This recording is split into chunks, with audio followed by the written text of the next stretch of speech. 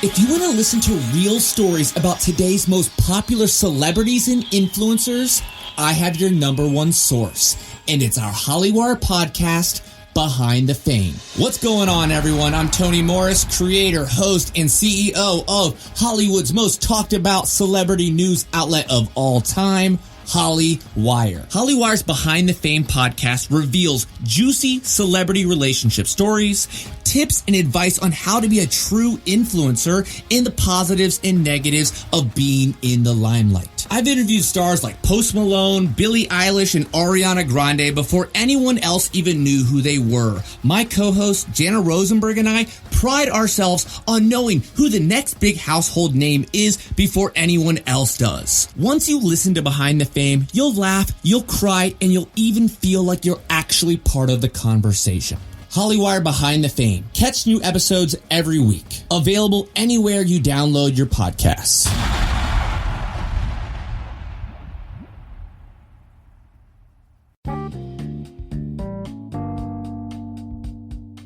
You are listening to Any Given Sunday, a part of the Dead End Podcast Network. Please subscribe to our podcast on Apple, Spotify, Google, and all other podcasting services. Please make sure you check out Dead End Hip Hop, Dead End Sports, Dead End Gaming, Is the Mic Still On, Chris Platt's Strictly Hip Hop and Hoops Talk, and a host of other shows on our podcast network. Thank you for listening and enjoy the show. This is Any Given Sunday for Sunday, August 18th, 2019. I am your host, Manny Brown. What's up, everybody? Hopefully you guys had a happy, safe, blessed week. My guest this week is a guy that I've been wanting to have on the show for a while. I've been a fan of his work for a long, long time. He's one of the best analysts in the business covering professional wrestling. He is the host of The Deep Dive with Rich Fann, of course, of the great PW Torch.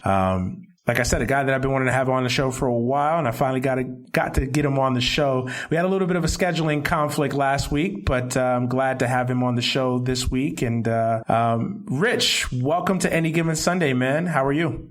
Thanks for having me, Manny. And it shouldn't be an apology on your end. I fell asleep because we just got home from Disney, and then I blinked and I told my wife, make sure to get up. And she was like, all right, I did. And then you went back to sleep, and then I was like, oh, geez. So, yeah, so no, it was entirely on me just not keeping myself straight for an hour or two to be ready for the excitement that is Any Given Sunday. Cool. Hey, man, no need to apologize. Life gets in the way sometimes, life including sleep. So no need to apologize. I get it. I love my sleep just like anybody else. So no need to apologize there, man. But yeah, like I said, I've been wanting to get you on the show for a while. I've been following your work for a long, long time. I've been a Torch member, Torch VIP member for years. So, Rich Fann has definitely been one of those guests that I've been definitely trying to get on the show. So, this is a good time right now. This is a good space here. I wanted to preview SummerSlam, but I guess this is just as good to kind of recap SummerSlam and talk about some other wrestling news and notes. So, what do you say we just get into it, right? Sounds good. So before I start, I always like to give my guests a little bit of time to kind of introduce themselves to the audience who may not be familiar with them. We have a lot of non-wrestling fans out there that may not know who Rich Fann is. And we even have maybe some wrestling fans that aren't familiar with your work. So just take a few minutes to kind of introduce yourself to the AGS Nation out there and just tell them who Rich Fann is. Sure, yeah. So I started just like you, Torch VIP subscriber. I had at the time recently had my son. So I was having a lot of free time where I was helping my wife put him down for bed and do little things around the house. So I started listening to more of the Torch live cast and more of the East Coast cast with Travis Bryan. And at the time, Barjay Cornell. And so I would, that one listening went from, oh, hey, Wednesdays are open. So let me call in and listen to that. And then let me call in and kind of give my 2 cents. And then one thing led to another, and one day Travis needed someone to be an emergency co-host because Barjay had to work. And I did that with him for a little bit with VIP, and that then eventually, once Barjay's schedule didn't allow him to work on Wednesday, or didn't allow him to do the show on Wednesday, allowed me to transition in as the VIP co-host. And then Travis's work would have it, he would have job opportunities where he couldn't do his Friday show with Bruce Mitchell, and I had been coaching the last couple of years, so that led to me in the off season being his the if you remember the old Tonight Show, I'd be like the replacement co-host for that. Yeah. And that eventually led to Wade just bringing me on and hiring me to be audio contributor and doing my own show. So now I do the East Coast Cast VIP. Every Wednesday we do that, and we kind of talk about life, wrestling, and everything in between. And then I also do my own show. After Bruce and I did ours, and that kind of transition. Bruce no longer does a lot of the live cast stuff, so they was impressed with my work with Bruce and wanted to see if I could do a show. And so for the last 2 years, I've done the deep dive, which is an hour long on Saturdays typically. Sometimes I'll have to record them if life gets in the way. And I spent an hour just talking about stuff I'm interested in with people I'm interested in talking to. So, it'll be as silly as talking about bad movies with some of my buddies, or as serious as talking about like the import of a person like the Big Cat Ernie Ladd as a black man in wrestling, and then not only a black man in wrestling, but a civil rights icon in terms of leading the AFL strike during the Pro Bowl when they went to New Orleans and were discriminated against. So, like, going into those subjects that people were really cognizant and really, like, on their stuff has been really fun for me. And making that transition from VIP member to host and co-host has been something I never intended, but has been a really fun thing along the way the last 2.5 years. Awesome story, man. You starting out like a fan, like just like most of us out there, and then to make it to where you're a contributor on probably one of the biggest wrestling news sites. I would argue the biggest news site in the world right now. So that's pretty cool. That's pretty special, man.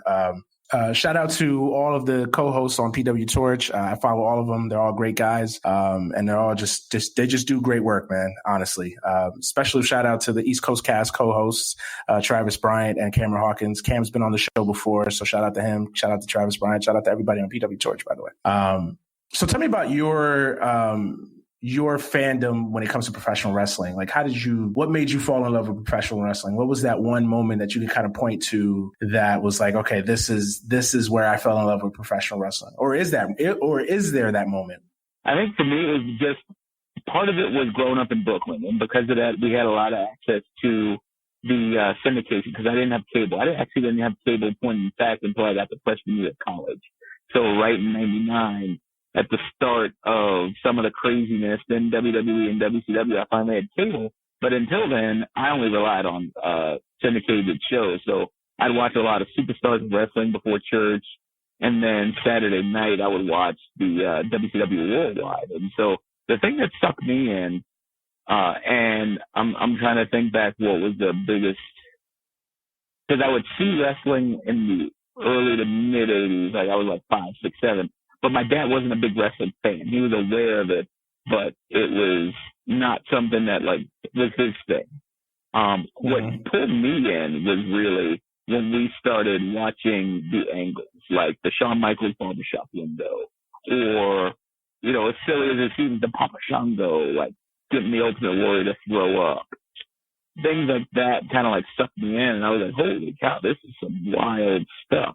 And then as I got older, the angles were still important, but then I really got into wrestling. Like, I loved when I first saw Bret Hart and what he could do. That was like, okay, this is awesome. I saw Shawn Michaels, same thing. But then when I went to WCW and the Cruiserweight started up and I got to see Dean Malenko, like as much as people like Eddie and Ray, and I do too, but Dean Malenko was like my dude. And then because of the syndication, another person that was my dude that then now has shaped a lot of my wrestling to this day was William Regal.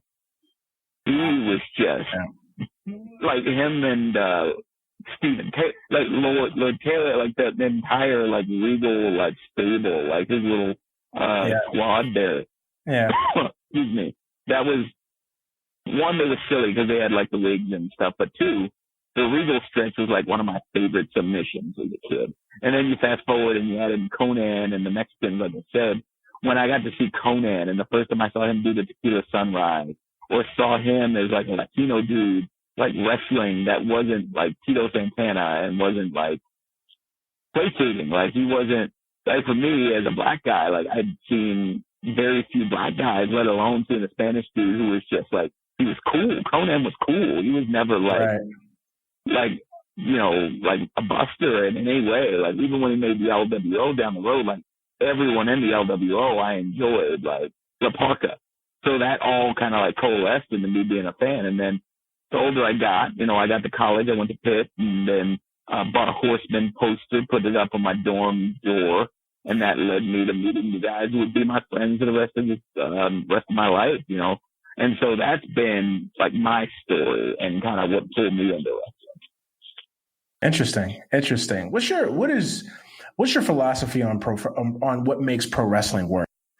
You talked about as a kid being into the angles and the stories, and then actually as when you got older, you could appreciate the art form of professional wrestling, the storytelling within a match, the athleticism. What's your philosophy of what makes pro wrestling work? Like when wrestling is firing on all cylinders, what is that formula? Is it great characters and great wrestling? Is it a combination of everything? Is it more storyline driven and less like what is that like if you had to give the recipe for what makes a perfect pro wrestling promotion, company, era, what is that for Rich Fann? I think for me, it's having the ability to watch it and feel like, just like any other form of television, you're engrossed. Like, that's what pulled me in. Like, when I saw the barbershop window, like, the older I get, I can be critical and see some of the things. Like, for instance, I can give you an example, like the Shane McMahon window stuff with AJ Styles. Oh, yeah. Oh, no. With the AJ Styles stuff. I'm sorry, I'm trying to remember the AJ craziness with the car where they showed like the internal angle of the. Oh yeah. Right. Like the first thing I said was like, well, when I remember the barbershop, I don't remember a reverse angle taking me out of the moment. And then lo and behold, I go look on the network, and it was a reverse angle. It's just that my brain didn't process it because I was just like, oh my God, Shawn Michaels just turned on Marty Jannetty. And I think as I get older, the WWE proper, there may be some of those opportunities that become fewer and fewer to kind of get sucked in completely, but they're still there. Like, that pulled me in back into wrestling because I did take some time away with the CM Punk pipe bomb. And it wasn't because I felt like he was shooting, but because I felt like the guy was real. And so for me, that's been the hallmark. Like when I watched New Japan, when I watched ECW, I gravitated to people who I felt like Rob Van Dam, when him and Sabu were a tag team, I felt like not only were they awesome wrestlers, but they hated each other's guts. So when little things would happen, like Rob would take credit for a tag win, and he's like doing the Rob Van Dam thumb pose, while Sabu's looking to like jump off the top rope onto him, and Del Alfonso's just catching him. We're getting the best of both worlds because me as the viewer, I can see Sabu hates his partner's guts. So every time Rob Van Dam brags about like, hey, don't worry, Sabu, I got this because I'm the guy that carries this team, and you can see Sabu wants to stab him, and Bill's like calming him down. Like that to me is awesome. And that's as awesome as a good comedy skit. Or, for me, I don't want to be locked in, and I never want to be like that wrestling fan, just like with film. Like I follow like D-Palm and Chris and the guys in the movie trailer reviews, and they talk about the idea that like a lot of folks make their opinions fat. And for me, I think wrestling works when it works for whomever's watching. Like for me, if it's an engrossing product, I don't care what it is. Like I've had friends, I went to the New Japan G1 special. There were parts of that I didn't like, and it was because I went in thinking it was going to be one thing, and it was something else entirely. And then that same person's like, well, but you like MLW, or you like some dumb thing, like you like Toru Yano, and you, I was like, that's because I know what I'm getting. I know I'm in it, and I know that it's going to be something that I'm, what's the right word? Like, I'm getting what I pay for, so to speak. And so when you have things like that, it makes it really easy to watch wrestling. Like crazy easy. Awesome. Yeah, no, it's amazing that you bring that up. The kind of the diversity between wrestling fans. It's like because people like to think that wrestling fans or the hardcore wrestling fan, like we're all kind of a monolith. Like we're all just we all like one thing. We all crave one thing. No, a lot of us have different views and opinions on wrestling. Some of us, I have some. I mean, I differ between between me and my friends. Like some of my friends, they just love the sport of it. They love the wrestling. They They love the athleticism, matches, storytelling. I'm more of a storyline and characters. Like, that's what drives me. Like, yes, we can get great. I mean, look at WWE now. I would say that WWE now probably has the best wrestling that they've had in their entire history, arguably. But what's the biggest issue? And as far as, and I'm only speaking for me, what's the biggest issue that WWE has going on right now is its lack of storyline or lack of strong storytelling when it comes to their storylines and their characters and nuanced, well fleshed out characters. I think that's some of the biggest issues going on in WWE right now. So the wrestling is great, but for me, I'm pulled out of it because of the lack of creativity in the storytelling, the lack of just nuance in the characters. So you're right about when you bring that up, that, not all wrestling fans wear the same size shoes. Like all of us have different views and different opinions and different likes and dislikes when it comes to wrestling. Yeah, and I think for me, when I look at it and I talk to people and I do my shows, the big thing for me, I look at it like a comic book. I'm a big fan of any time you have a story where you're rewarded for paying attention. And that's what I think makes a great wrestling story. Same thing. If you notice, like the Dave Bautista transition from Member of Evolution to his own man, you could see that for a year coming. And they rewarded you. Now I see a lot of times, and I don't want to use this as an opportunity to like bag on WWE, because I think there are some good things going on. But a lot of times the stuff that they did there wouldn't be done now, because people wouldn't remember, Batista rolled his eyes last week. And so the more you pay attention to that stuff, the more you force people in turn to pay attention, and the more you reward them for paying attention. And I think that's in any form of like. Do you really think they wouldn't pay attention? Not to cut you off, I'm sorry, but like, do you really think they wouldn't pay attention, or is it? Or I think that's a cop out that WWE has used for a long time, especially Vince. When I say WWE, I say Vince, obviously. That fans have a short memory, and I completely disagree with that. Like even now, like I still feel like fans are upset because they get treated like they're idiots. They get treated like they're retarded, like they can't remember, small details that happen even just week to week. And I feel like that's caused some of this issue with WWE. It's just the insulting of the fans and the fan base. Like I can remember what happened last week. Like I can remember these key points and these key plot lines that happen, or even just subtle things. Like I think more fans remember those little things even now. But I just think that they've been so browbeaten by just their intelligence being tested that I think it can be perceived like fans don't care about those small minor details, but I think a lot of them do. Oh no! See, yeah, I didn't want to be missed. Excuse me, one second, I got a call. I think from what I'm talking about is from the perspective of them as bookers. Like for me, I think you're right. Because when you look, I just talked to one of my friends I mentioned when I put that wrestling poster up, my buddy Chris Maitland, one of my best friends in life. He sent me like over the course of this week, like 15 texts about every little thing he picked up in the New Japan tag match where Kenta became a heel. And how, like, the more you look at it, the more you can tell from the very second the bell rang, this is something they were trying to tempt you with. Like, hey, something's not right here. And I think with WWE, you can have it. You absolutely can have it.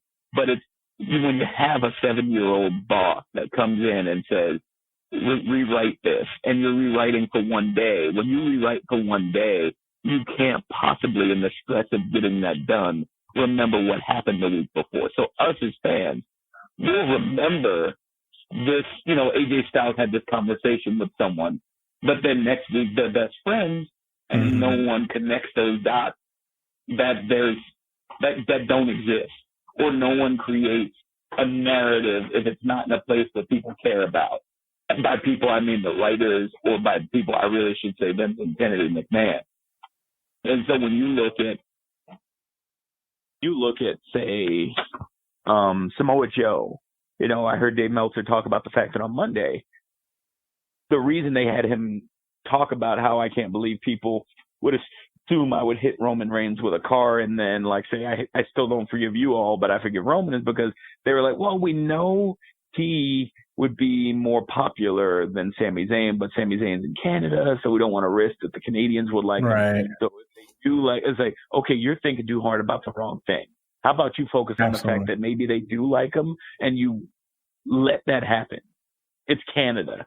There's so many times I've been to the Raw after WrestleMania where they're so quick to mention through the announcers that it's Bizarro World. Why wouldn't you do that here? Some of the best matches I remember. One of my favorite shows to this day is In Your House Canadian Stampede, where it became a road game for Steve Austin, who was at that point the biggest face in their company, but he was treated like he was the biggest heel. Like, that shouldn't be something you run away from. Just if that happens today, they instantly killed Steve Austin's push, or they'll say, "See, the fans rejected him, and see, we got to pull the plug. We got to pull the plug." Like I remember that show too. It was and it was actually a great pay per view. Like that's still one of my favorite In Your House events. And I'm glad you brought that up.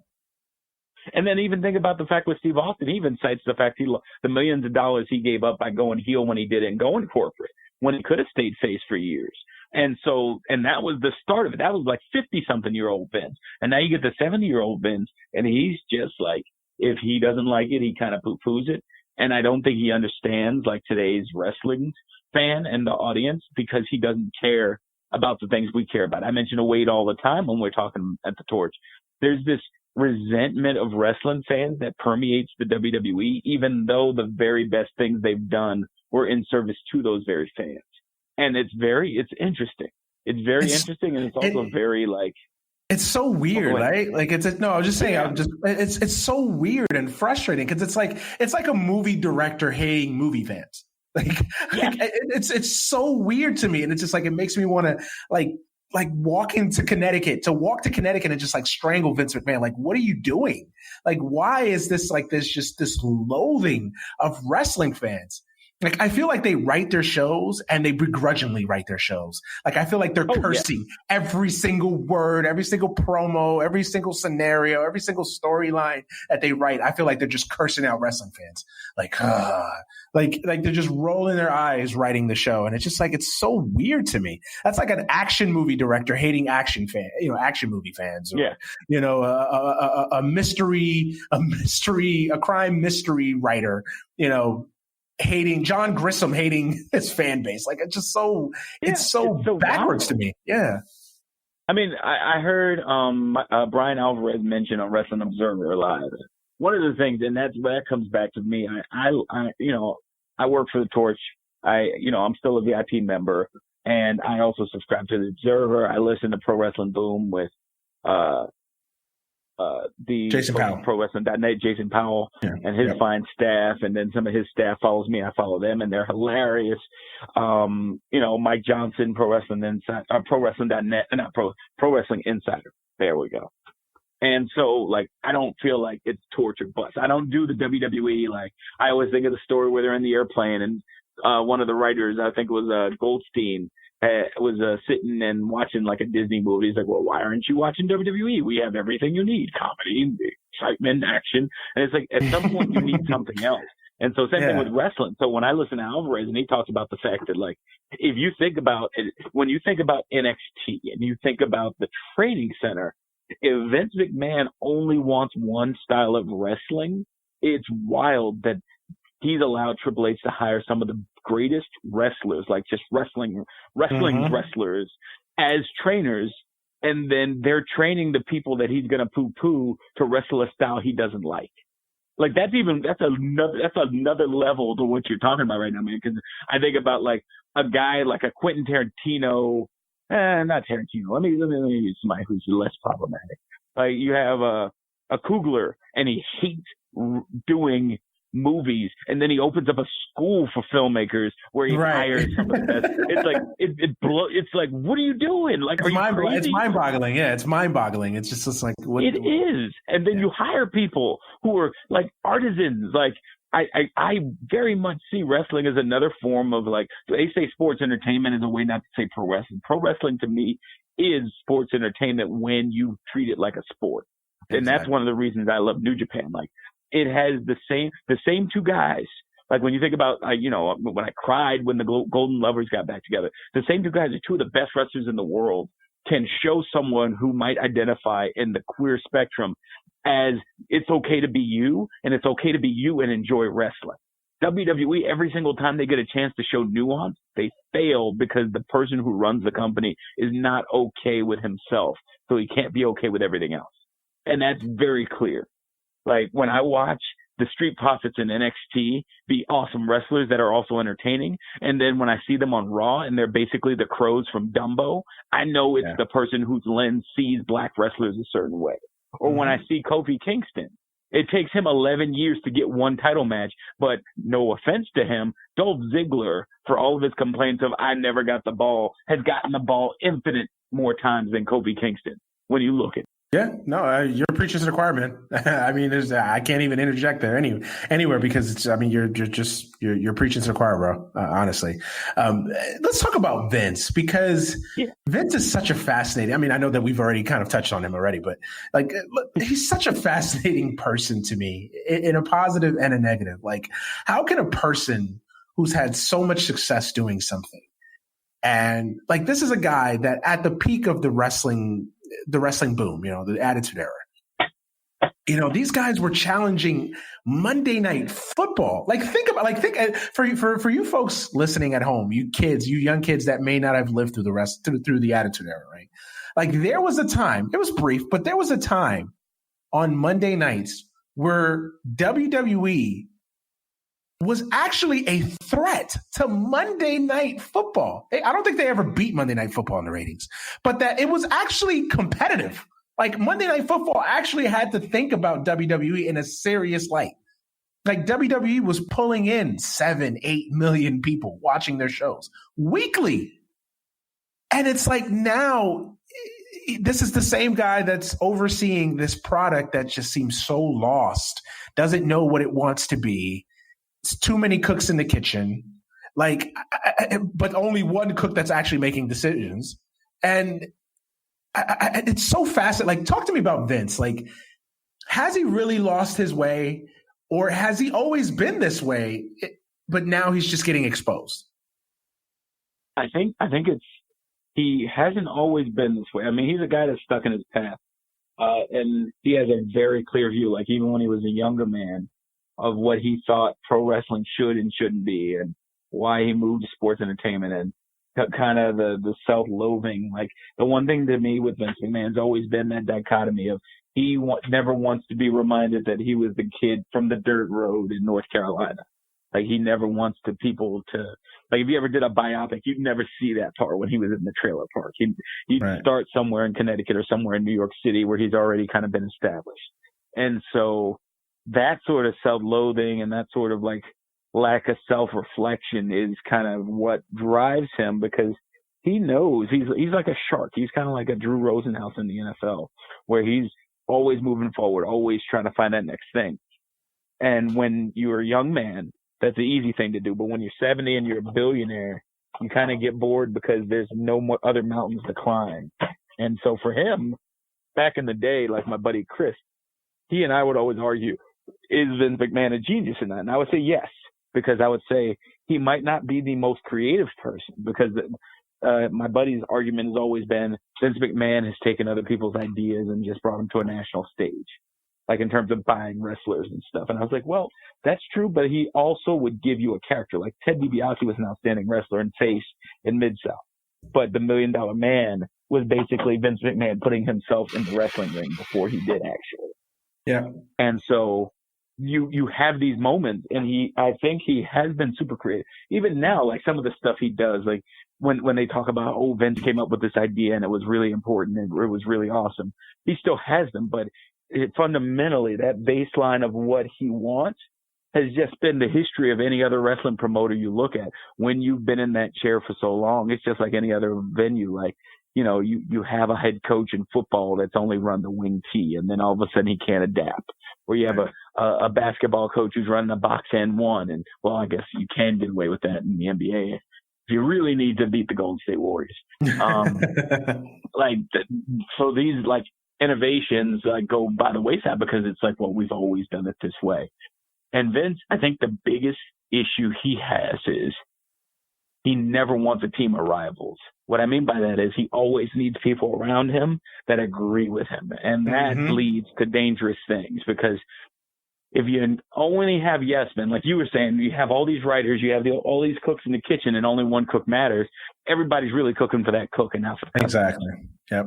You're writing for an audience of one. That's essentially what it is. And I'm glad that you brought that up about not having, the rivals in the room, not having people that are not yes men, that people that are going to tell him the truth and tell him, what he needs to hear instead of what he wants to hear. And what was the biggest difference? And I bring up the Attitude Era because that was my era. That was for a lot of us, that was our era. Like that was the era that we came of age watching wrestling. What was the one kind of, thing that differed in a lot of ways? Like Vince McMahon, from other eras that Vince McMahon was booking, Vince trusted other people. Vince Russo and Ed Ferrara, I think it's become fashionable and popular to bash Vince Russo. And look, Vince Russo's done a lot of things, a lot of things. I mean, we could do a whole podcast episode on Vince Russo and his career and the things that he's done. We won't get into that right now. But I think it's forgotten that Vince Russo was, I don't want to say mastermind, but he was behind a lot of the things that worked in the Attitude Era. And Vince McMahon trusted him. Vince McMahon was like the head coach that was kind of the CEO that oversaw things, but he let Russo and Ferrara coach. He let them put all the pieces on the table and coach guys. And what I loved about Vince Russo and Ed Ferrara was that they used guys to their strength.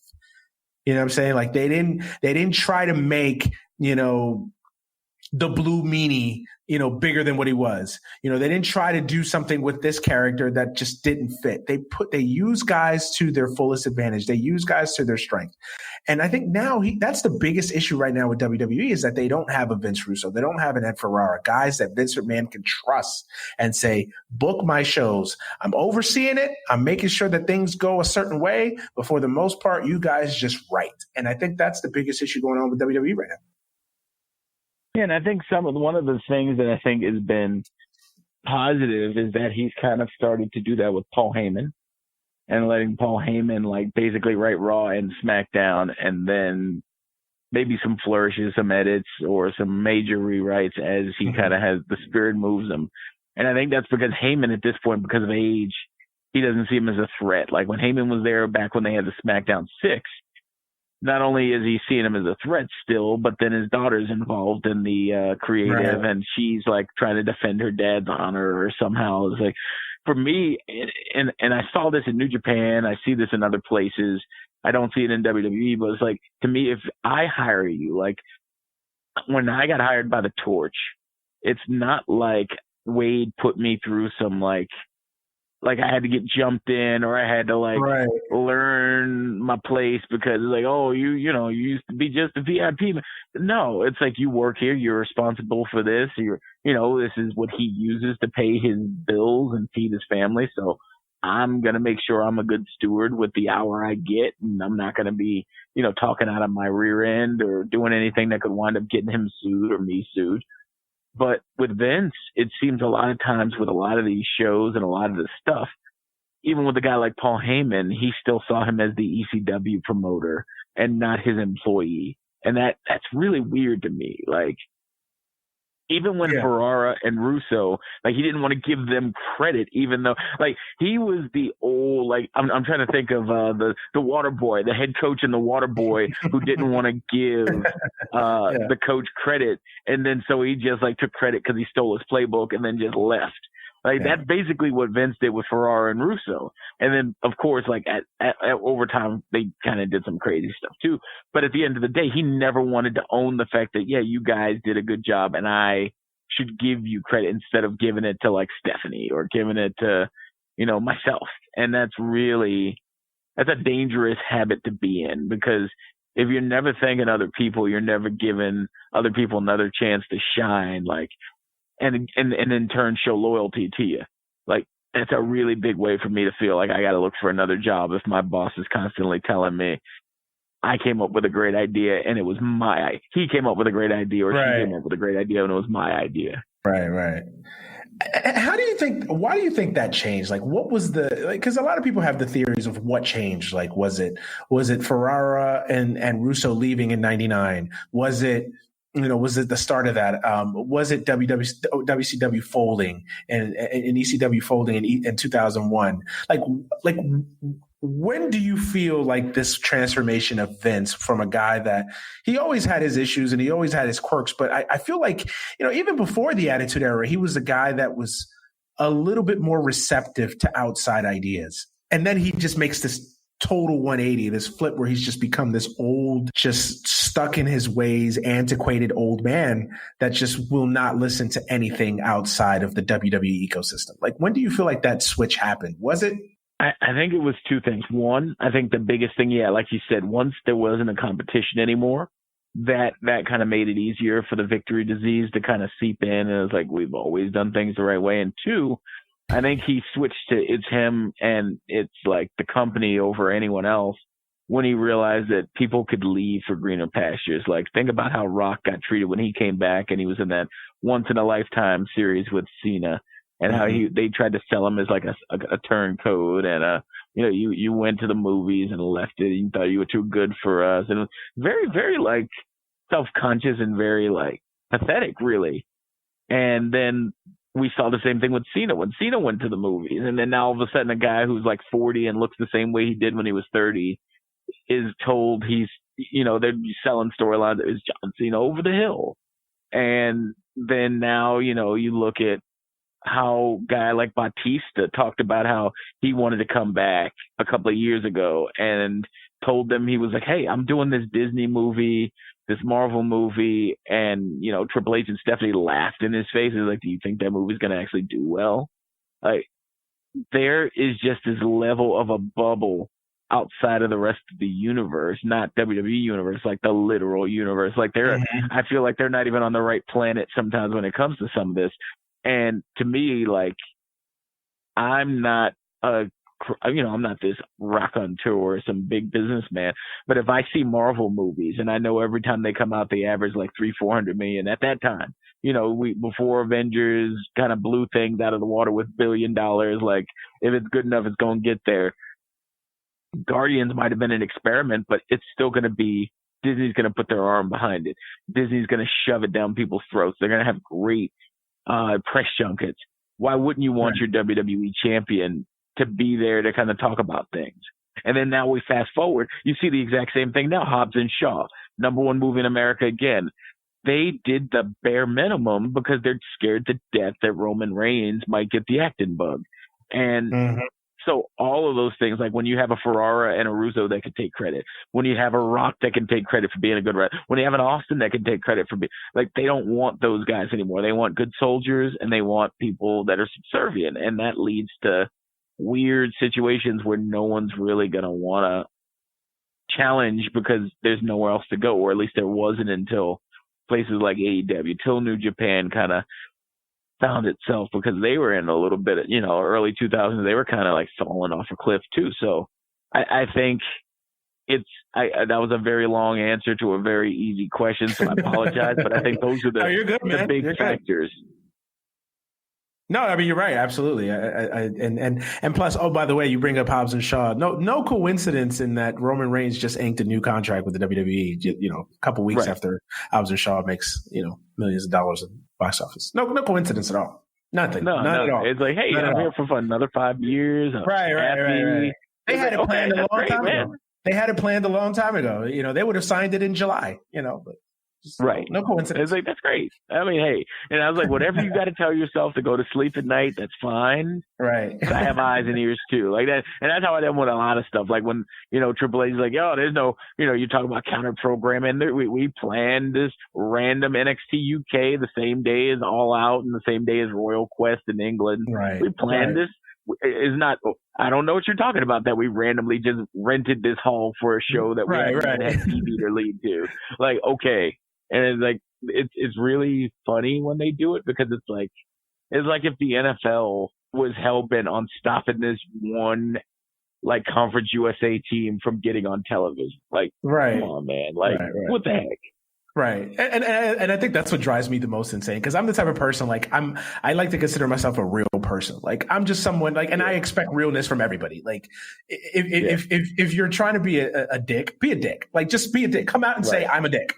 Don't be a dick and try to character. Oh, I'm not really being a dick. I'm just being someone that is subtly doing things that, opposes other people and treats people like, but that's not a dick. Like, no, stop. You're being a dick. Just admit that you're being a dick. And you're being one, so just admit it. And that's the type of person, like, that's my personality. So, like, when I see people that, like, I know you're doing this, everybody knows that you're doing this, and you're still lying and acting like you're not doing this, or it's just convenient. It's convenient scheduling. It's convenient booking. Like, stop. Like, that's where, like, people feel insulted when you question their intelligence. Like, stop. Yeah.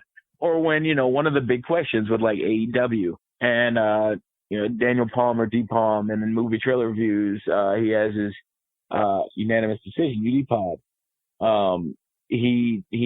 People had emailed and asked questions and about the idea of, like, AEW, why aren't there more wrestlers of color? And I didn't get a chance because we were at Disney to kind of do it. But one of the things that stands out to me when you look at WWE, to your point right now with the, like, either be a dick or not, just own it. Like, they've spent the last 2.5 years signing almost every independent wrestler in the world. And so when you look around the landscape, they have so many of the most talented wrestlers of color in NXT that haven't even been on TV yet. Mm-hmm. And so by the time AEW comes around to hire people, there's, like, you've got, like, tumbleweeds. And that's not to say there's still some great independent wrestlers of color out there. Darius Lockhart is one of the first people I'd throw out there. But I would say, like, if you had your druthers, I would love to put a Keith Lee as, like, the top of my list as someone I'm going to push. I'd love to have an ACH as someone who's going to identify to the otakus out there, but not be a weirdo about it. Like, I'm going to want to grab someone like a Punishment Martinez, because I think he's a big dude that can do everything Baron Corbin does, but better, more athletic, and not be, someone that has negative heat at times. But they're all, like, toiling in NXT right now. They're just there. And it's wild to me that these guys are there. And so when you have someone like that, then you're like, I don't know what you mean. We have 300 people in developmental. What do you mean? We the independent scene, we just signed the Evolve champion. Oh, hey, I mean, no big deal. It's fine. We don't use managers, but heck, I'm going to be happy all day that they gave my man a big old contract, because I want to see more of Mr. Bivens, or I believe that's his new name now, Stokely Hathaway. But back when Stokely was on the independents, he knows, like, Stokely is a very entertaining heel. He's a great manager, and if WWE ever got their head out of their rear end, he should be a guy that makes a dude that can't talk look like $1 million, because you're going to want to see him get his butt kicked. Right. No, yeah. I mean, it's hilarious, these things. And the thing about color, like, I think AEW is still at the point now where, I feel like everybody's lost sight of the fact that there's still a new company. Like, there's still a company that's still trying to find themselves in a lot of ways. So I feel with them, I think they're still in a position where they just got to hire the best wrestlers that they can hire. The best guys in the business that they can hire at this point. Like, if you want to hold WWE to that litmus test of why don't you have more wrestlers of color, I think WWE is a global brand, and they should have more wrestlers of color. But I feel like AEW is still in a position where they're still jumping into this game. I know that they've jumped out hot, and we'll get to them, shortly. But I think they're still in a situation where they've got to sign the best guys they can sign. You know what I mean? So, right. But back to WWE. So, like, as every podcast tends to do, right? We're all singing, we're all bashing WWE, not bashing WWE. We're just providing constructive criticism of the issues that I think everybody, even the biggest WWE sycophant, can admit. Like, the lack of storytelling, of cohesive storytelling, of character building. I mean, these are all things that everybody knows. So this isn't a secret. We're not reinventing the wheel here. If Vince McMahon called you today, and I know this is unlikely, but if he called you and said, Rich, book my product for me, make WWE great again, Donald Trump, don't take that mantra, by the way, please, if you're listening to this, but make WWE great again. What's the first thing that you do? How do you fix this? Like, all the issues, we've done a good job of, displaying and litigating all the issues that are out there? How do you fix this product? I think, and that's where it's like a long-term thing. You just have to be committed that we're going to have these stories. Here's what I want. Here's how it's playing out. Here's how it ends. And carry that through for months. And it's not going to reflect in ratings over those months. You're still going to have to deal with the slings and arrows of 20 years of you establishing we don't necessarily want to care about a coherent story.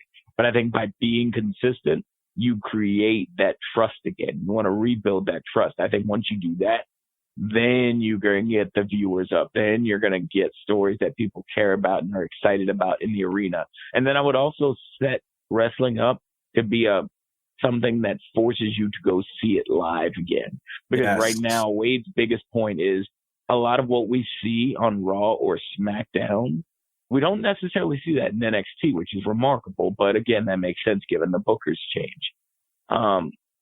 In terms of Raw and SmackDown, it's built for an audience that's watching at home. The people, Wade always equates it to the people in the audience are basically props. And they're just there. And that's not how you need wrestling to be. I mean, we see things now where the television, you go to commercial, you just had Paul Heyman fight tooth and nail to get the ability to wrestle through commercials again. It needs that opportunity where you can see it. You need to see it live and you're forced to see it live. Right. And then also you have storyline. Like when you were in the Attitude Era, I lived in the Poconos at the time once we moved from New York City. And, I would try to get to Philly. I would try to get to Bethlehem. I'd try to get to Scranton Wilkes-Barre because those are the places WWE would go, not necessarily for Monday Night Raw, but for the live events. And I'd want to see it because it's like, well, I know I can't get to, Albuquerque or State College, but I can get to this spot.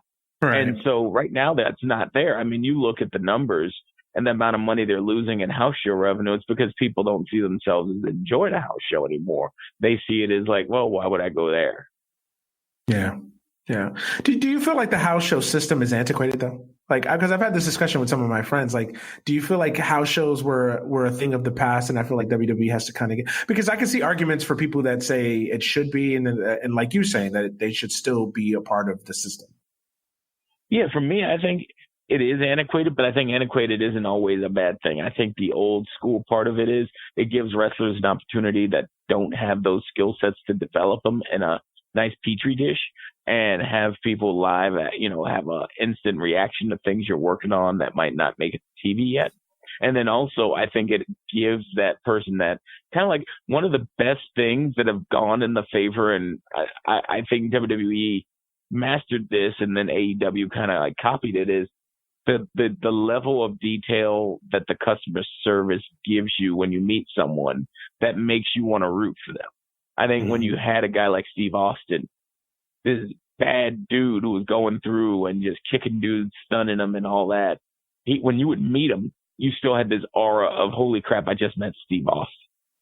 Right. And the Young Bucks do it, and it's not, they're not going to be a guy you get intimidated by with Steve Austin, but they are going to treat you like you're the customer, so you're very important to them. I think WWE needs those house shows to do that, so that way kids can go and see. Adults can go and have fun with the family, or in the case of the person like me who's the schmuck who's just going to watch wrestling because wrestling, I can go and watch wrestlers have fun in an environment I've always heard and read and listened about where they can be their best version of themselves without the worry of, okay, we got to hit a TV cue. We got to do this. We got to do this. Right. We can just go out there and have a good match. Like, I don't know if you got a chance. If you all get a chance, go on to the Hidden Gems, which they finally just added to the updated version of the network.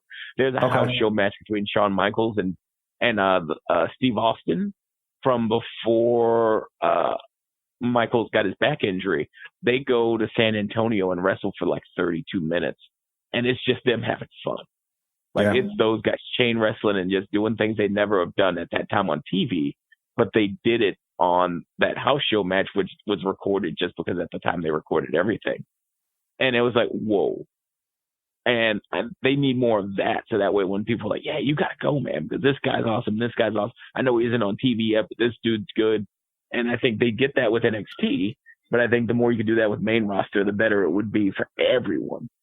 And making house shows a destination. Like I liked it in the past when they did title changes in house shows, when they did major storyline things that out. Like I feel like they should do more of that, not just save everything for television. Like, I feel like if you make something like, oh shit, like this happened at a house show, like, okay, maybe I'm going to start going to house shows. Like, I feel like doing more of that, I think would increase revenue for house shows. Cause I feel like, I mean, I just recently went to a house show and it just literally was Raw, a lesser version of Raw without the commercial breaks.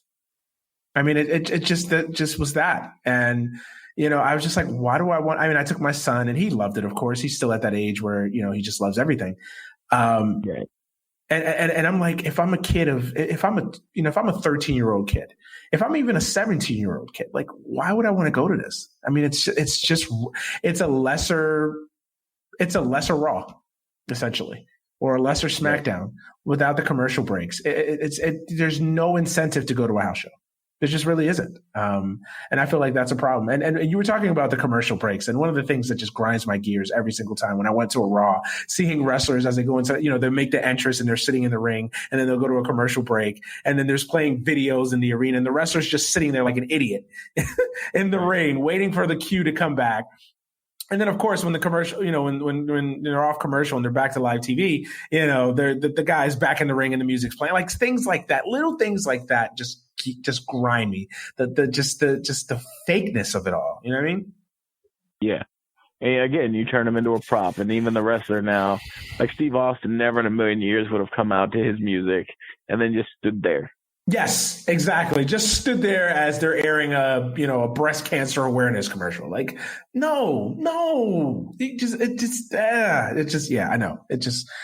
just bothers me so much when they do that. But, yeah, man, I'm with you on how to fix WWE. I think they just need an overhaul, man. And just in the presentation. Like, I feel like if you watch Raw now and you watch Raw 10 years ago, it looks the same. It feels the same. Yeah. You know, it's just nothing has changed. It's just like they've gotten stuck in how they've done things since 2000. And it's like, it's the same thing. It's the same presentation. You know, God forbid they change the style. I mean, everything is still the same. And I feel like they need to change it up a little bit. They need to change it up. They need to change you know, remember when they had like that Raw, like I remember like when they first started the brand, the new brand extension, you know, that Raw, you know, they had different camera angles and how they shot things. They tried it out for like a couple weeks and everybody was raving like, oh my God, they brought back squash matches. You know, they shot things from different angles. And then again, they went away, you know, after about 2 or 3 weeks when everybody praised it, you know, Vince got a bug in his ass again, and then they just changed everything again. And it's just, there's just been no change. And I remember those Raws being like, wow, this is refreshing. Like they're actually doing things differently. They're not giving away big matches on Raw just to give them away. You know what I mean? They're bringing back squash matches, you know? So these are things I definitely get rid of 3 hours of Raw. It's just too much. It's too much. I don't think we're saying anything new. I think everybody universally agrees 3 hours of Raw is just too much. I agree. And I mean, yeah, like you said, that's singing to the choir.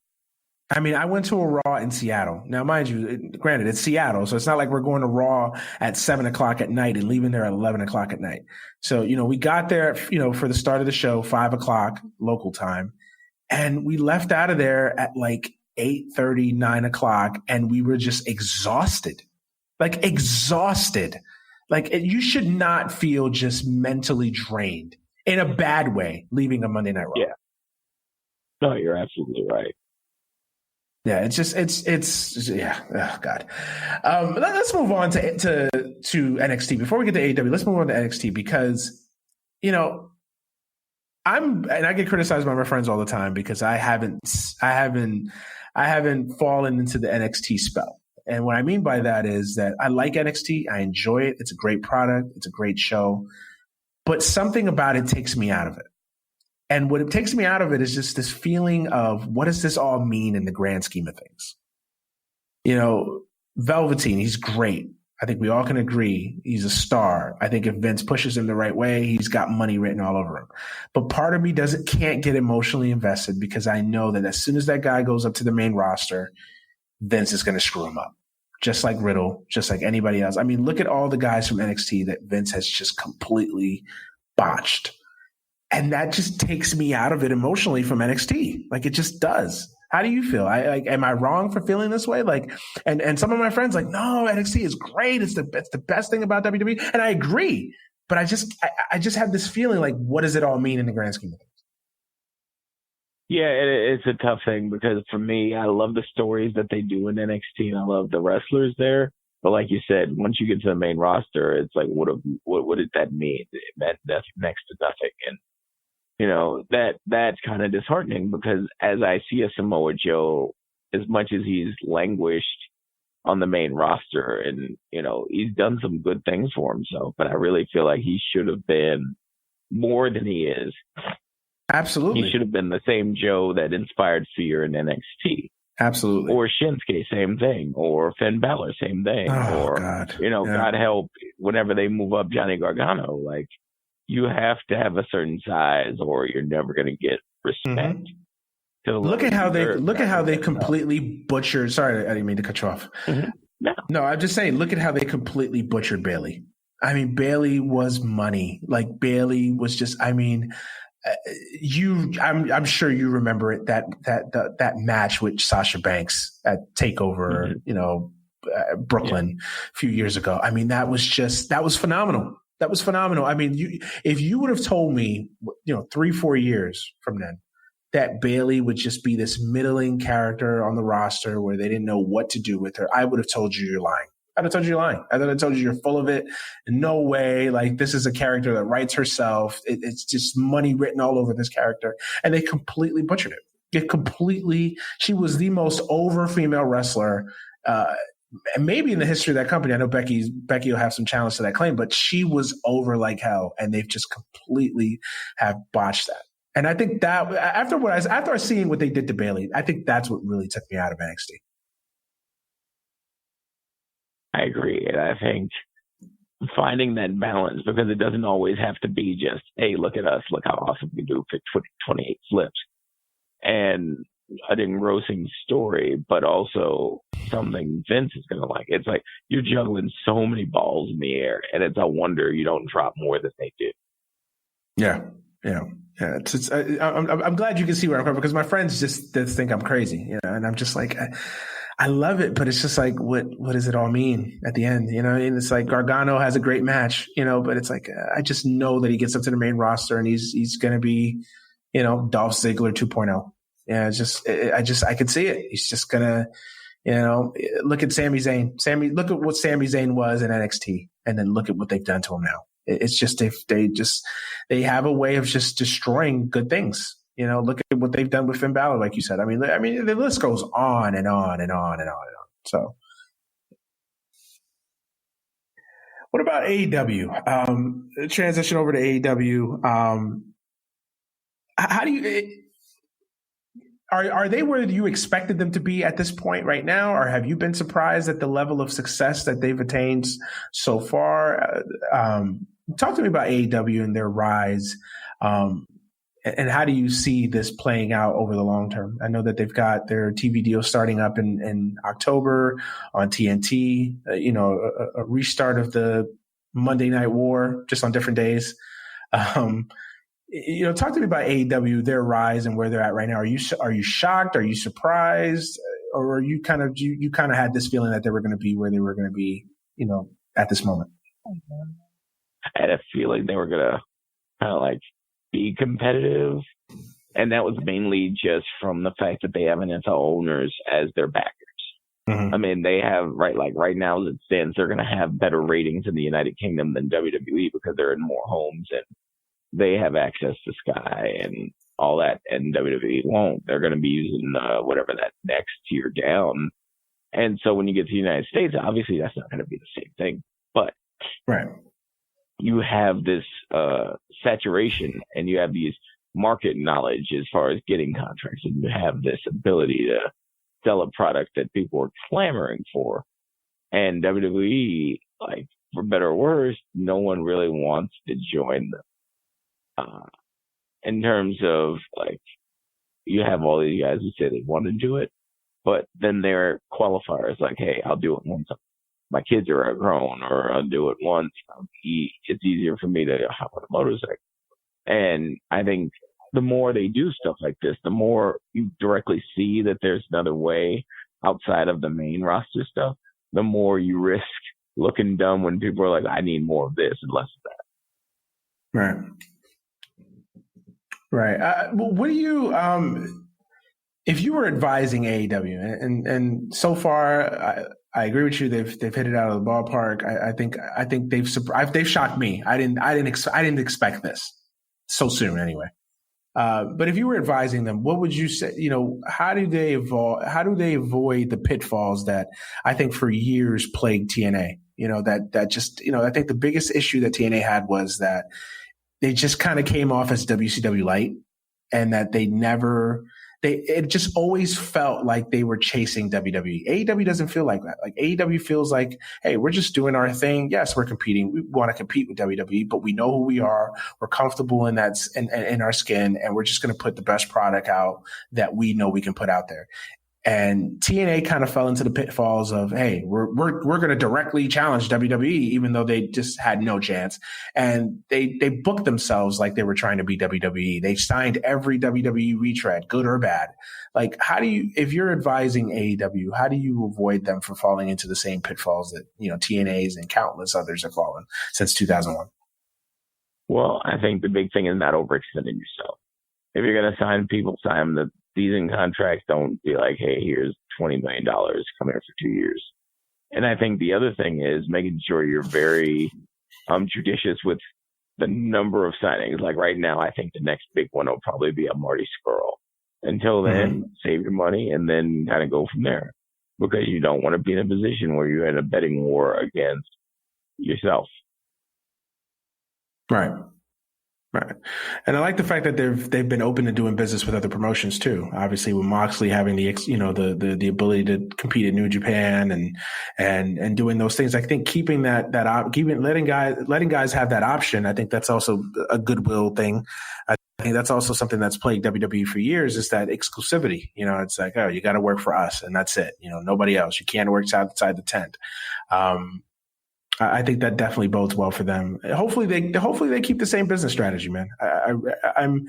I'm excited about AEW. I think the fans have to kind of, I think the fans have to measure their expectations a little bit. I think fans are seeing the success and they're saying, yep, they're going to challenge WWE. You'll see it in 6 months. They start up in October. By Christmas they'll have 6 million viewers. Like, rein it back a little bit. This takes time, obviously, but yeah, AEW's got it going right now, man.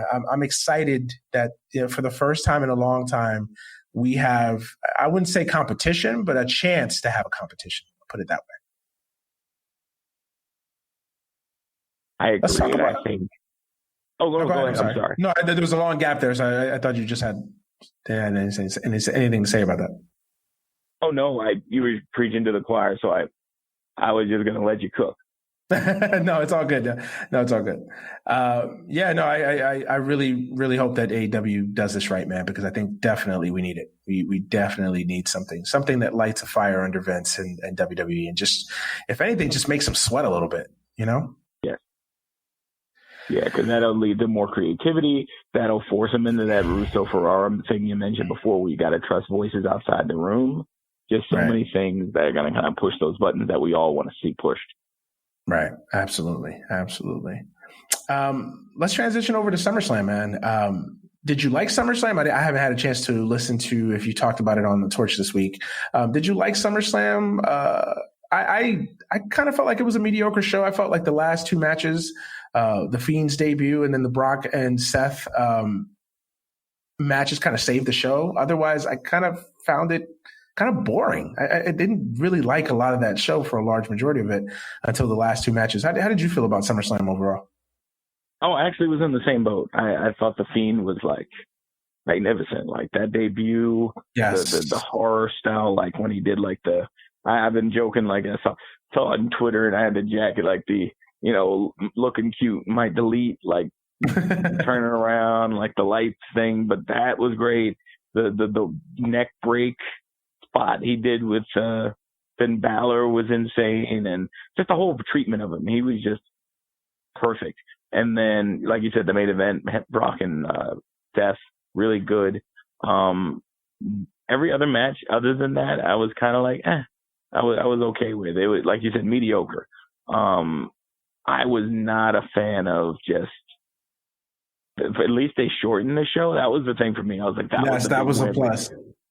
Yes. We didn't have like this 8-hour slog, and so that was definitely much appreciated.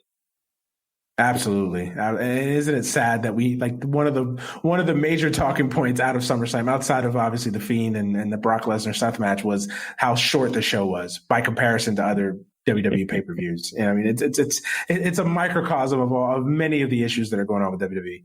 But I'm with you, man. I just kind of felt like it just was a meh show. Like I just really, up to that point. I mean, up to before, right up to before the Fiend debut, I was just like, man, this show is it's just not it tonight. Like, I don't know what it is. I mean, even the matches that I thought were going to be good, Ricochet and AJ just kind of never got into that second gear.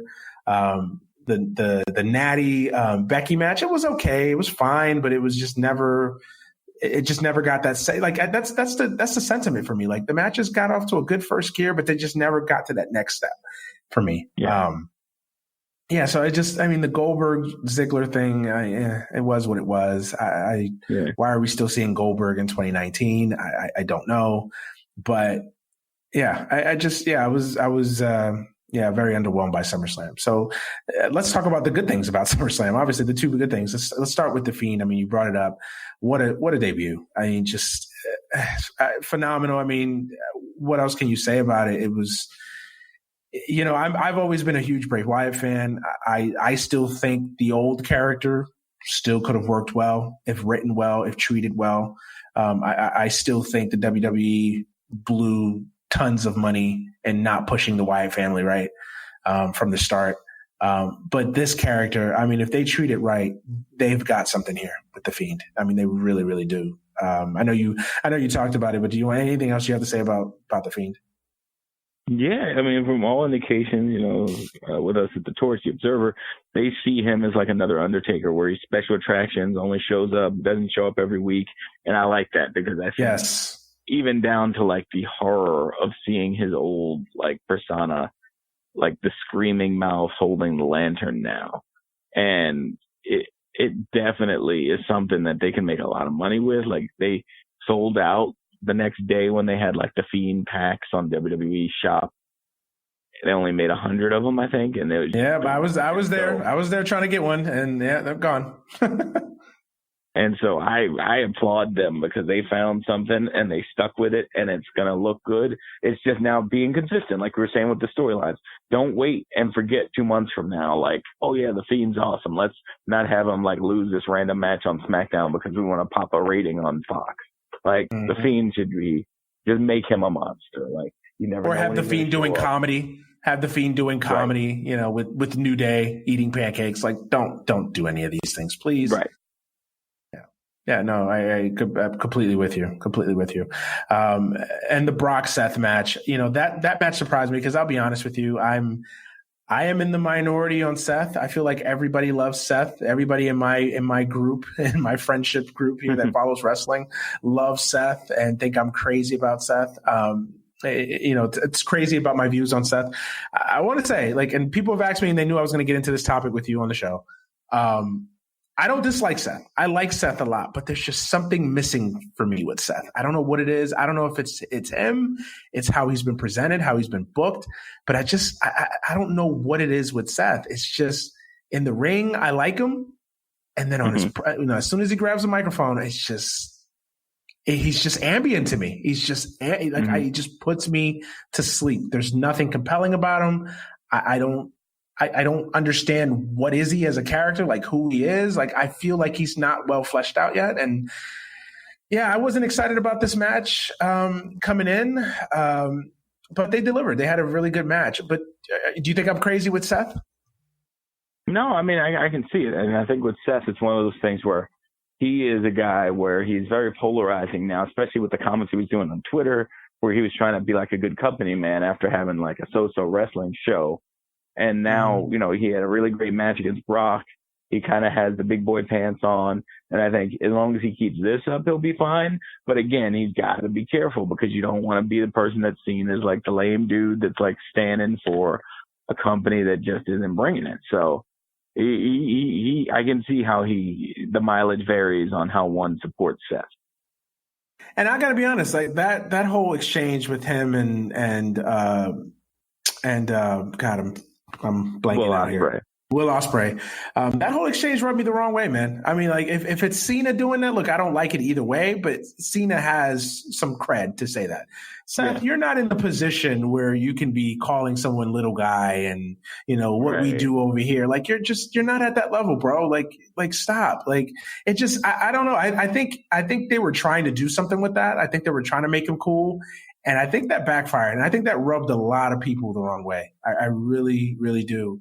And it rubbed me the wrong way. And I'm not usually one of those guys that gets pressed about, you know, Twitter beefs and stuff like that. But there was something about it that just came off kind of lame. Yeah, you know?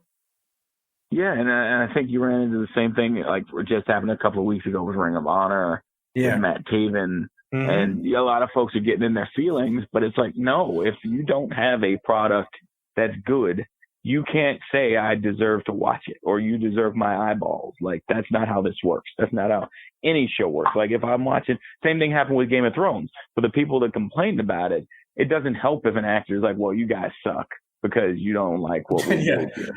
It's like, that's not how this works.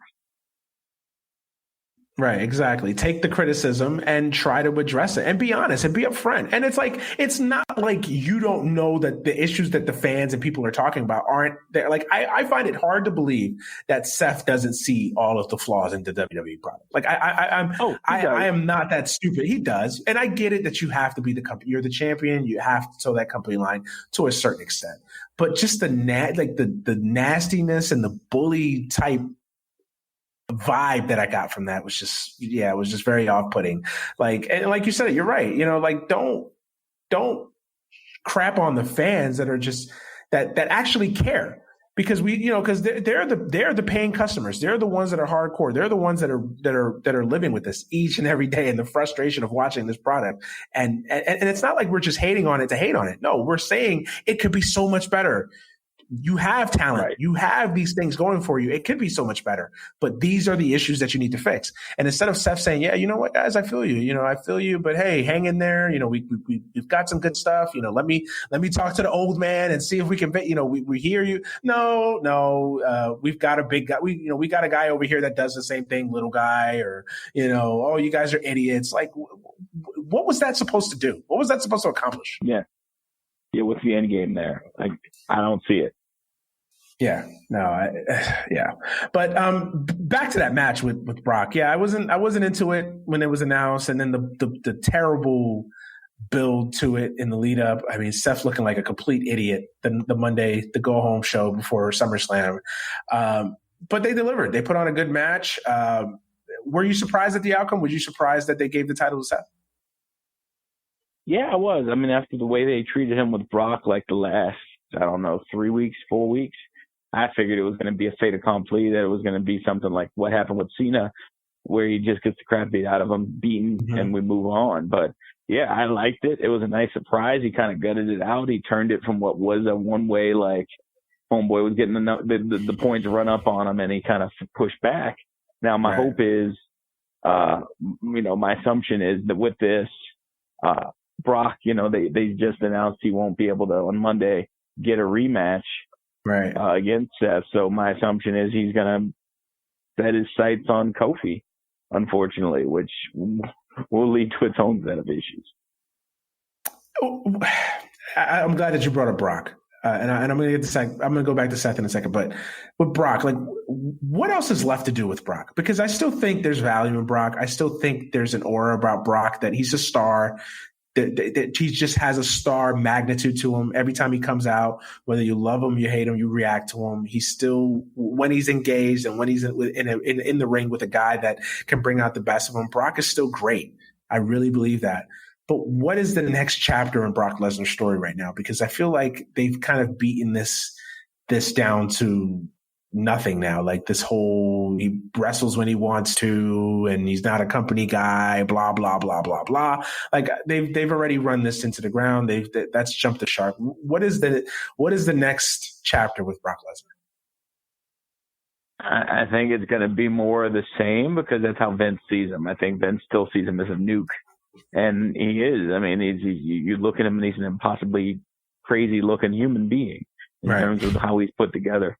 I think the next step for him would be just make him a champion, regular champ. If he's going to be a champ, make him one that shows up, and not know, he's a part-timer stuff. I mean, in that you know when you're going to get him, when he's going to show up, he's kind of a force in nature, but you respect it, and you know that, like, okay, when Brock shows up, he's going to be X. Like when he showed up before and he was just suplexing dudes left and right, or when he was feuding with The Undertaker or Cena, where it takes the entire roster to keep them apart, and he's like, I'm going to kill you and all this stuff.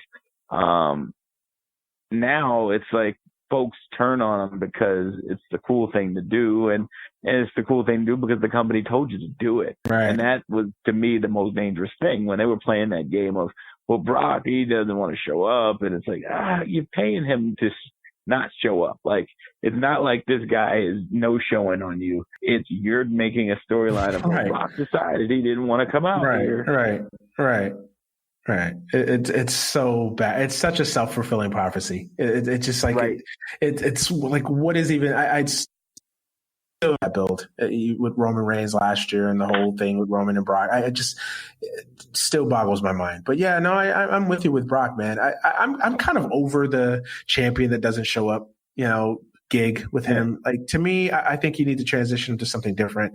Kind of make him like the Fiend, a guy that shows up. I think it's time for a face turn with him. Make him kind of, he can still be asshole Brock, but make him our asshole. He's the guy that beats up the shitty heel that we don't like, or he's the guy that, you save him for a special feud. Now, I know this requires some kind of discipline, but building up your other heel stables, other heel individuals, and pushing them and making them feel important, and not making just a whole stable of chicken shit heels, but making actual serious, credible heels that, have you seen what they've been doing with Samoa Joe? Man, Brock and Samoa at WrestleMania, and Samoa Joe at WrestleMania, that'll be special. Like, doing that, I think that's the next step for Brock. Like, I'm over him having the championship, like, especially if he's going to keep the same schedule, where obviously he is. Like, he doesn't need to be carrying the belt. The belt needs to be on every show, every day, every week. Like, I'm over the Brock being the champion that doesn't show up. Yeah, I'm with you on that. Yeah. And back to Seth. Where does he go from here? I think that WWE has an interesting opportunity here to kind of redo a lot of the things that they did with Seth. They got some goodwill from that match. I think they need to be smart this time around. Be careful on how they book him. What's the ideal scenario for Seth right now? I think just make him a strong champ, like make him be the people's champ, defend against, hell and high water against everyone that they can throw at him, and just let that cook. I mean, trying to be too cute, is going to get him in trouble. And so just play paint by the numbers, traditional babyface champ, and I think they'll be fine. I also, one of the other things with Seth is I also think pairing him with Becky on TV, I think it hurt Seth. I really do. I think putting those two together, and Becky's just naturally cool, and then having Seth by her side, I think they felt like some of that coolness that Becky has was going to rub off on Seth, and it had the opposite effect. I really believe that. Like, I feel like he just came off as dweeby, like get off my TV. Like, but yeah, so like I think let's the man's man, all that crap. Like, just don't do that. Like, okay, you want to acknowledge that they're together, great. You want to like have them walk by each other in the hallway and give each other glimpses and looks. Okay, great. But like the whole boyfriend angle, man's man thing, like, let's be done with that. And again, I said, like, I want to like Seth. I really, really want to like Seth. Like, between the squared circles, I have no problem with Seth. It's outside the squared circle, on Twitter, when he grabs the mic, I just something about him, just, like, I don't want to say he's starting to get go away heat for me, but it's pretty close. Yeah. Yeah. So, man, I think we've covered a lot. Before you go, man,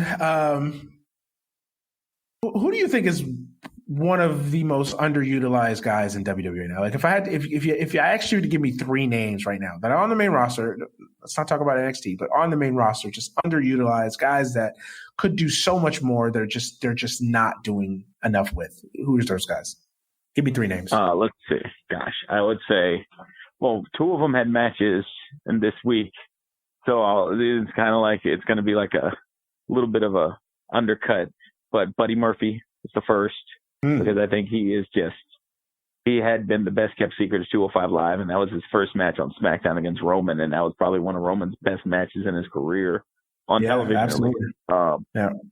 Cedric Alexander, who's been great in every promotion he's ever been in, and I think since his weight loss and kind of getting himself right for the 205 Live tournament, he's been awesome. He's another person they're starting to do stuff with, especially that feud with McIntyre, and I think he's awesome. And really the third person I would say is McIntyre. I feel like McIntyre's been there on the main roster for almost a year and a half, almost 2 years. But the biggest thing we remember is he's like Shane's flunky instead of being this guy who was a dominant, like chosen one by Vince McMahon that left, came back and looks like a psychopath and just needs that opportunity to be on his own, which I'm hoping that King of the Ring does a good job for him with, as far as giving him a platform to be his own man as opposed to just, Elias adjacent. Interesting. For me, I know it sounds weird because this guy had a major match at SummerSlam, but to me, Kevin Owens is still one of the most misused guys on the roster. I mean, I'm glad that they're finally starting to figure it out with him. But for the longest time, I was just Kevin Owens. He's a star. He just has it. He has it. He has that it. Whatever that it is. You know how we talk about in sports, that guy has that it factor, that charisma, that clutch, that intangible that you can't put a measurement by. I think that's Kevin Owens. He just has that it. He's a star. Every time I see him, like my eyeballs are glued to the television set. That's what I wish I had with Seth. Like that's what I would like. Right. And what I love about Kevin Owens is whatever crap you put him in, he still finds a way to do a good job at it. That's the biggest testament to me that I can make about Kevin Owens. It could be the crappiest storyline. Remember when he was basically being jobbed out to Braun week in and week out, pay-per-view after pay-per-view? He still made that feud more enjoyable than it should have been. And that's a total testament to Kevin Owens. So to me, Kevin Owens is still I use that with a little bit of an asterisk because it looks like they finally have figured out what they want to do with him. For me, if I had to give you two other names, Samoa Joe. I think they could definitely do a lot more with Samoa Joe. He should be a monster heel. Like how you talked about McIntyre, I think that should be Samoa Joe. Samoa Joe just has it. He has that it factor as well, that charisma. Even the crappy booking that they've given him, he still finds a way to make some of it passable. I don't know how, but he's still a guy to me that I think can make a lot of money for WWE, and they just open their eyes and figure out what they have in him. He's so underutilized right now. And then I think the next guy that really catches my attention, that I think there's something there with him. I agree with you. I think it's Cedric Alexander. I've been impressed with Cedric. Even going back to 205 Live, I like him a lot. I think there's more in him than they're pushing right now, and I think they should definitely do something with him. So, yeah, I think we're in agreement on that. What's one guy besides Baron Corbin that you just don't see it? It's a guy that's getting pushed that you're just like, I'm just not there with it. It doesn't have to be three guys. Give me one or two guys. I would say, let's see. I would say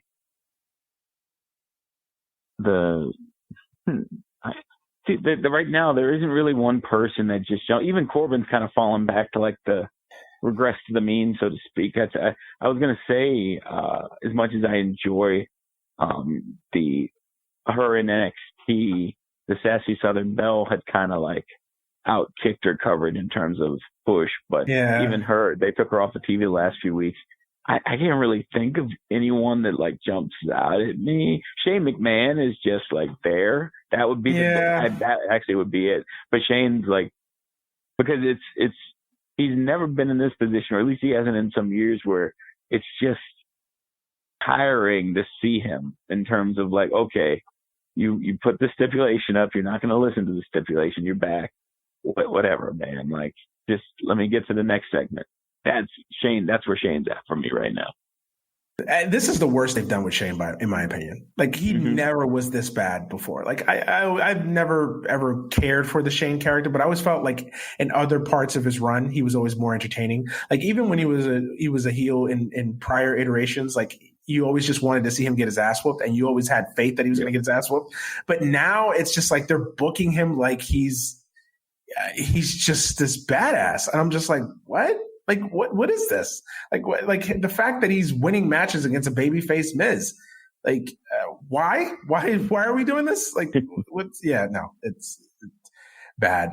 This is going to surprise you. A couple months ago, I felt like Drew McIntyre.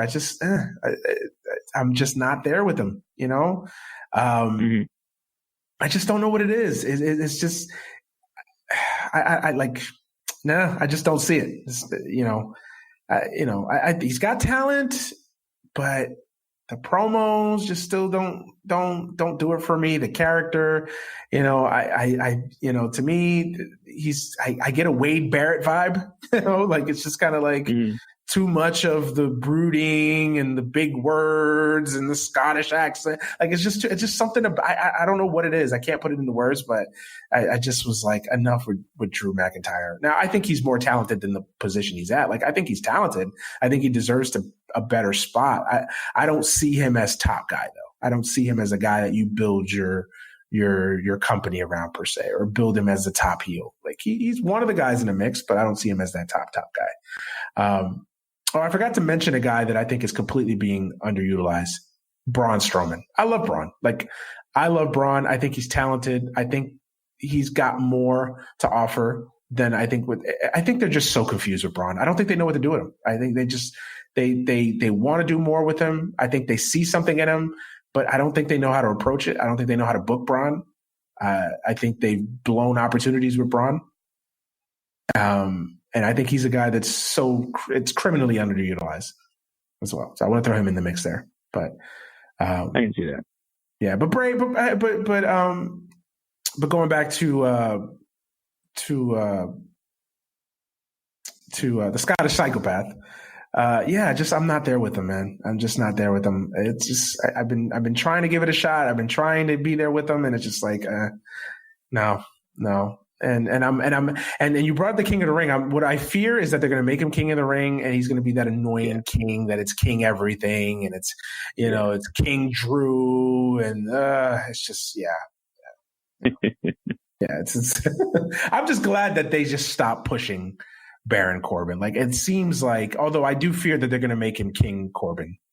Like, I do. Yeah, I can see that too. That's definitely one I could see where they haven't pushed him, and that's a very WWE move. Not to like get him out of the spotlight, and then all of a sudden, hey, welcome, he's back. Yeah, he's king, and he's going to challenge Seth again for the champion. Oh God, no! Like, let's just hope they don't do that. All right, man. Finally, to wrap up, my friend made sure I got this in. G1. What were your thoughts on the whole G1 tournament? Yeah, I thought it was good. I mean, I thought it was outstanding tournament. I thought the winners were great, as far as like Kota Ibushi's story from being his own man and kind of going into the Bullet Club evolution, the addition of Kenta, to moves like Shingo leaving the junior heavyweight behind and being a heavyweight of his own. I thought top to bottom it was one of the best shows they've had, and I think it was a good opportunity to kind of illustrate how if we talked earlier about the idea of too many cooks in a kitchen, one cook, one meal, 20 different ways, and it's delicious. Awesome. Yeah. The Kenta heel turn definitely did it for you, huh? Yeah.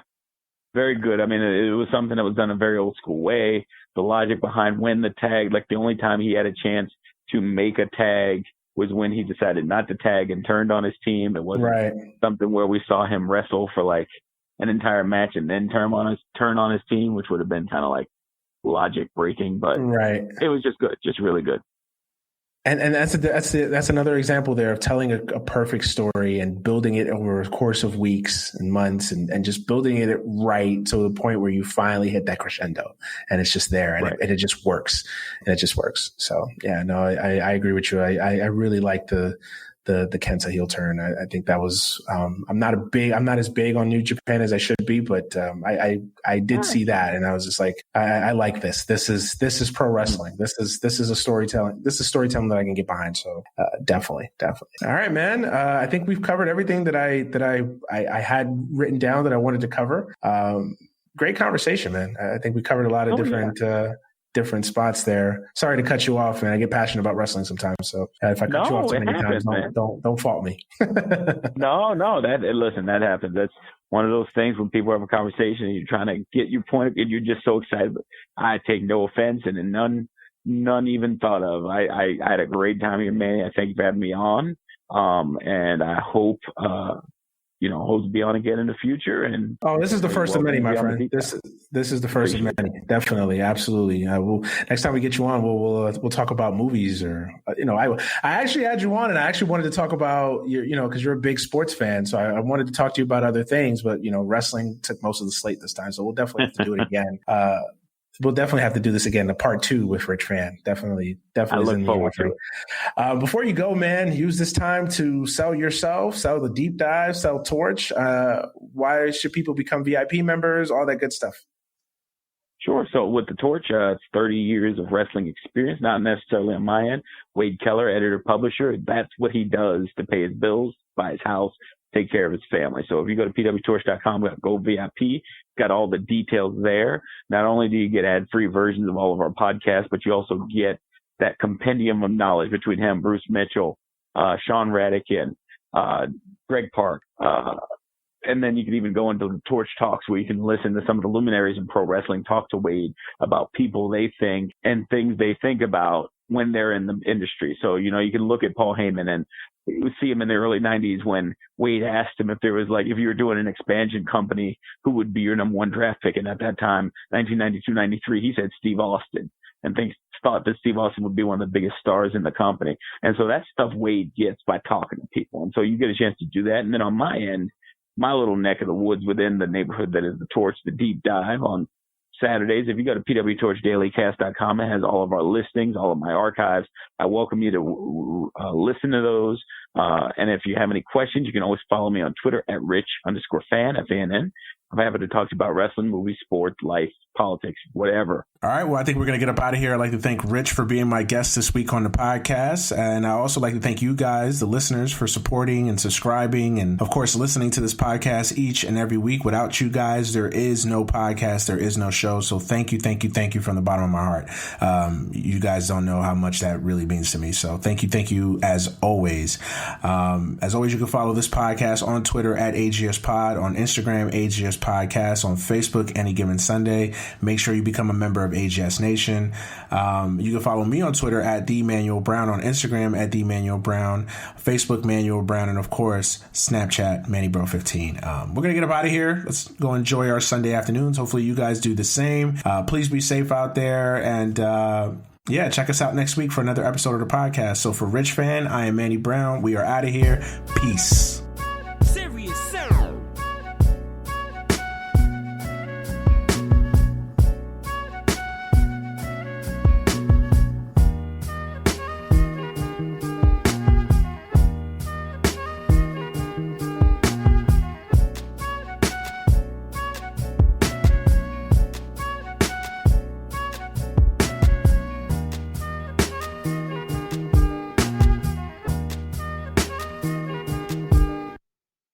I'm Amanda Cerny. And I'm Summer Rae. And we want you to listen to our new podcast, Oh Honey. This is where our lovesick listeners write in their diary entries and we give our best advice. Oh Honey covers anything from catching your crush's attention to living your best single life.